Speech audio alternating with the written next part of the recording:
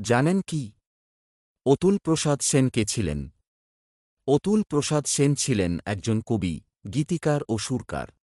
তাঁর জন্ম ২০ অক্টোবর ১৮৭১ সালে ঢাকায় এবং মৃত্যু ২-৬ আগস্ট ১৯৩৪ সালে লখনউয়ে। তিনি পেশাগত জীবনে লখনউয়ের একজন নামী ব্যারিস্টার ছিলেন। তাঁর নামে সেখানে একটি রাস্তাও আছে। দেশাত্মবোধক গান, ভক্তিমূলক গান এবং প্রেমের গানই লিখেছেন বেশি। মোদের গরব মোদের আশা মরি বাংলা ভাষা, উঠ গো ভারতলক্ষ্মী, বল বল বল সবে শতবিনা বেনুরবে, হ ধর্মেতে ধীর হ কর্মেতে বীর, ও গো নিঠুর দর্দি, আমার হাত ধরে তুমি, মধু এমন বাদলে তুমি কোথা ইত্যাদি বিখ্যাত গানগুলি সব তাঁরই লেখা।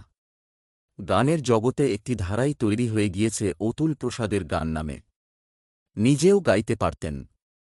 কয়েকটি গান এবং গীতিকুঞ্জ, এই বই দুটিতে তাঁর সব গান একত্রিত করে ছাপা আছে। প্রবাসী বঙ্গ সাহিত্য সম্মেলন প্রতিষ্ঠায় তাঁর অগ্রণী ভূমিকা ছিল এবং এই সংস্থার মুখপত্র উত্তরার তিনি ছিলেন অন্যতম সম্পাদক।